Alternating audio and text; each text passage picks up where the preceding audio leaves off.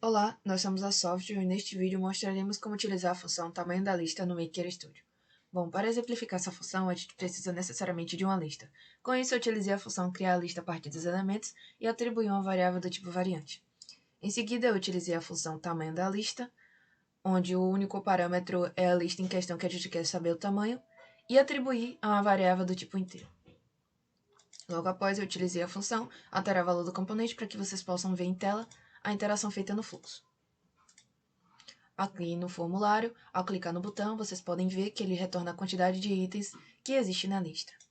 Bom, agora eu vou criar com vocês do zero para que vocês consigam ver como foi feita a criação. Aqui a gente procura pela função criar lista a partir dos elementos, onde a gente vai inserir quais são os dados, né?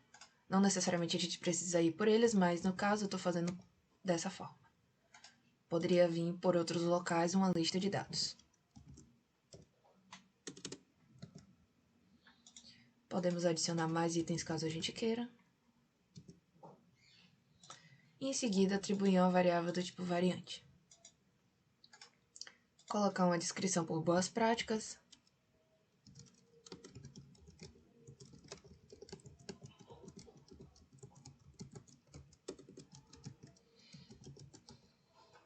E em seguida, utilizar a função tamanho da lista,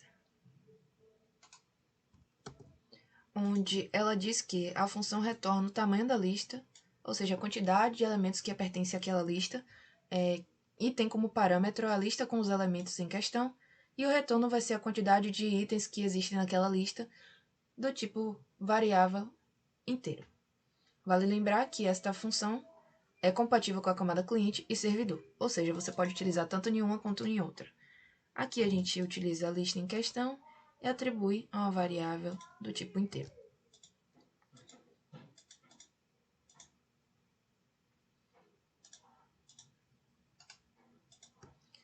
Escreve o tamanho da lista. E em seguida a gente busca pela função alterar o valor do componente. Seleciono o formulário em questão.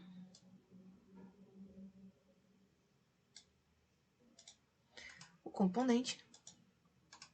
E o dado que vai ser inserido naquele componente. Coloca teu nome aqui.